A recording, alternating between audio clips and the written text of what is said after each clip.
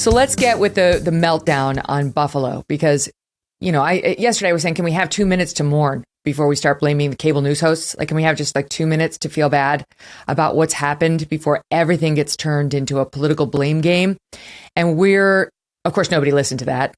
And it's only ramping up, right? It's only ramping up. The left has now, I've seen so precious few remembrances of the victims and so much more blame of Tucker, of Trump, of right-wing media, of Republicans as an entire party. They're not pulling back on it. They're pressing down. Well, this is why I know this sounds probably a little over the top. This is why we can't heal the divisions of the country, Megyn. I wish it wasn't this way, but it used to be in the wake of something horrible like a mass shooting. Even if we disliked each other, we would just take a day. Take 2 days. Let's come together. Let's pray. Send a text message. Make a phone call. Mourn together. That's part of the human experience. That's part of the way God made us. We are made to mourn. That's why every society has funeral rites of some kind, so people can come together and mourn. That's an important time. And that we're denied that now by the communists in this country, it really is pulling apart the country. We had guys like Adam Schiff within 2 hours of the shots being fired. I mean, not to be too vulgar, that's bodies are still warm. And he's going online taking shots at Republicans. We don't have a moment to mourn. And since we don't have a moment to mourn, it rips the country apart further. It's awful. Mm-hmm. It's being exploited. It's being exploited by people who want to tear down their enemies. Like Adam Schiff, does he really spend time watching Tucker and taking in the Tucker Carlson show? What a lie. He just knows that Tucker hits him, and criticizes him from time to time. So he's an enemy. So this is an opportunity, as Schiff sees it, to hurt a political enemy. How Craven, right? How disgusting. And on that same front, Jesse, enter the never to be outdone Lawrence O'Donnell, who is equally bad to Adam Schiff and some of these other commentators who made it about more than just Tucker. Take a listen to him on MSNBC last night. The headline of Renee Graham's Boston Globe piece says, with the Buffalo massacre, Fox News has blood on its hands again. The article mentions Tucker Carlson 9 times and his predecessor Bill O'Reilly once, but the article does not mention Rupert Murdoch under the title Fox News has blood on its hands. Fox News doesn't have hands, but Rupert Murdoch does.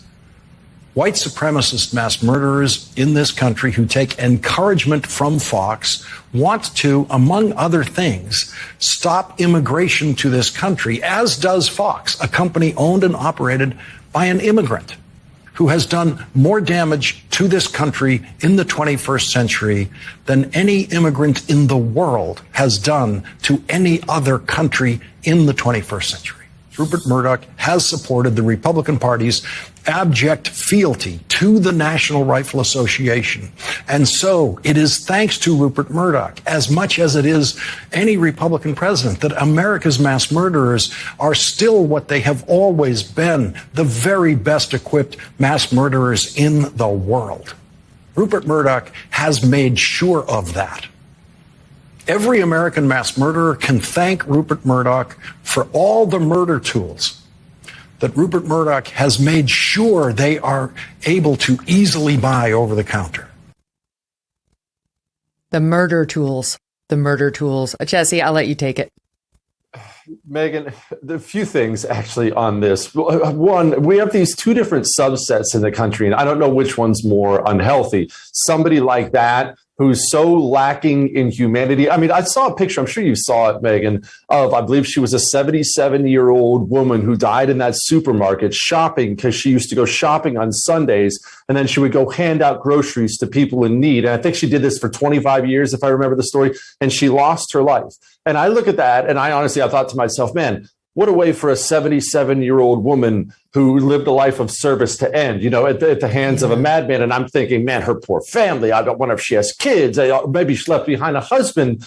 That sick freak right there looks at that and thinks, oh, what a great opportunity to attack people politically I don't like. How lacking in basic humanity do you have to be? And I'm a monster, Megyn. And I look at that guy and I think, wow, that guy's a monster. And that's one. Two is how many people in the country, and I think about this a lot, how many people in the country reside in a world entirely of make-believe? because they consume Hollywood. They consume the news programs like Lawrence O'Donnell. Not that anyone's watching that crap. They read the Washington Post. They only consume traditional news sources where they are fed lies. Everything that guy just said is a lie. That has nothing to do with the shooting at all. And yet, if you're a person who only watches that, and maybe you don't tune into the Megyn Kelly Show the next day, you live in a world of complete fabrication. How are you and me? How are you and I ever supposed to come together or relate to a person who lives in that world? It's there's so many things about it. His attempt at profundity. Fox News doesn't have hands, but Rupert Murdoch does. It's like, okay, that's the best you could come up with. I think you were trying to move us. It didn't exactly work. And the nerve, because he actually shares a primetime lineup with a woman whose show actually did drive a man to go out and shoot up a baseball field of Republicans a few years back. That's what the guy who shot Steve Scalise and 4 others said. He was a big fan of the Rachel Maddow show and her messaging. It's not, you can't blame that shooting on Rachel Maddow. People are insane. I was very badly stalked by a guy for a long time who thought that President Bush's ties were sending him messages from me. Okay, so there are crazy people out there. There's nothing you can do to prevent the fact that there are crazy people. We can try to identify them. And in the wake of a mass shooting like this, we can stop and we can be honest and say, what were the signs? What more could we have done? How did the system fail? And how could we prevent that from happening again? But this kind of obfuscation, like it's Rupert's fault, prevents us from ever getting there, which is why it's so maddening. It is maddening, especially for people, I'm sure, who listen to your show are in general going to be thinkers, think for themselves type thing, just by the nature of your audience. And when you look at our response to everything in the country, there's no thought put into it at all. Either it's a mass shooting and we're calling for gun control, or there's a bad police incident in Minneapolis and all of a sudden we're saying all the cops are racist. That's insane. Or we get a new virus to the country and it's immediately shut down the country. No sober thought, no calm down, no logical thinking, no let's walk through this. Everything has to be some spoon-fed bumper sticker slogan, overreaction, appealing to the hyper-emotional, crazy people in the country. And it drives me up the wall, Megyn. It's not that I'm horrified by normal people. I'm horrified by the leaders of our culture across the board, not just politicians, the leaders in the media, politicians, our athletes, actors. I mean, you name people with influence, they're all a bunch of nutballs now, appealing to more nutballs. Nobody wants any sober reasoning anymore. I hate it. And by the way, on the subject of immigration, in his comments about Fox, I mean, I was at Fox during the whole years of the immigration debate under Bush and so on. And I can tell you exactly what happened there. There came a time after the defeat of Mitt Romney when the Republican Party looked like it was going to go softer on immigration, Marco Rubio and others. And Fox took a more left turn on immigration, and its primetime hosts started to sound more open-minded to immigration and, whether we needed more of it and whether we needed to make it easier and so on and so forth, and whether amnesty was the right route. And the audience revolted. The audience was not in the same place as the messaging from above. And the electoral politics would show that within 4 years, right, when Trump was elected. And Fox swung back. Fox swung back to where its audience and sort of the main sort of folks on the right were. That's what happened. It's not some Rupert Murdoch directed, effort to change the national opinion. It's kind of Fox makes up its mind, and back in the day it was Roger Ailes, and then the audience has its say.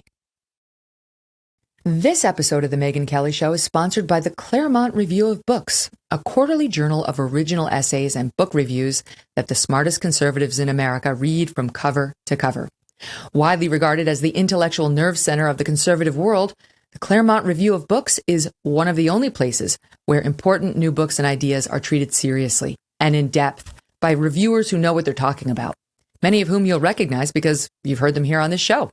Victor Davis Hanson, Sarab Amari, Heather McDonald, John Daniel Davidson, I could go on. You can get a sampling of the exceptional content they publish along with a special offer at ClaremontReviewOfBooks.com/MK. Listeners of the MK Show will receive a free bonus issue of the publication by signing up for a 1-year subscription. That's 5 issues for the price of 4. It's just $19.95. If you love great writing and thoughtful insights on everything from politics to history, philosophy and music, art, sports, and on it goes, then sign up to start receiving the best read for the most well-read today at ClaremontReviewOfBooks.com/MK. That's ClareMont, ClaremontReviewOfBooks.com/MK. Hey, thanks so much for watching. If you like what you just saw, hit the subscribe button for more clips and full episodes.